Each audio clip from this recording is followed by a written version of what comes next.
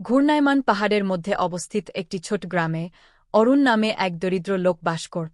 তার শালীন উপায় সত্ত্বেও অরুণের হৃদয়ে ছিল উদারতা এবং প্রয়োজনে কাউকে সাহায্য করার ইচ্ছা। যারা আরাম বা খাবারের সন্ধান করতেন তাদের জন্য তার ছোট্ট বাড়িটি সর্বদা উন্মুক্ত ছিল, যদিও তার নিজের টেবিলটি প্রায়শই খালি ছিল।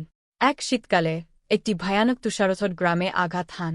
অরুণের বাড়ি কামড়ের ঠান্ডা থেকে অনাক্রম্য ছিল না, কিন্তু সে ভ্রমণকারীদের আশ্রয় দিতে থাকে যাদের আর কোথাও যাওয়ার জায়গা ছিল না।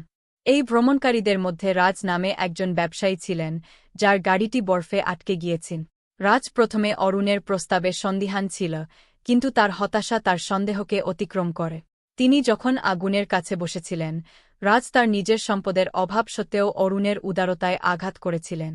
অরুণকে তার দেয়ার জন্য অর্থ প্রদানের কোনো উপায় ছিল না, কিন্তু ভবিষ্যতে তাকে পরিশোধ করার প্রতিশ্রুতি দিয়েছেন।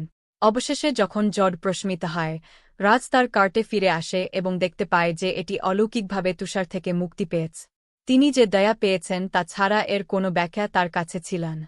তার কথাই সত্য, রাজ অরুণের বাড়িতে ফিরে গেল, কিন্তু একটি সাধারণ ধন্যবাদের পরিবর্তে সে অরুণকে সোনার মুদ্রায় ভরা একটি ছোট বুক উপহার দিন।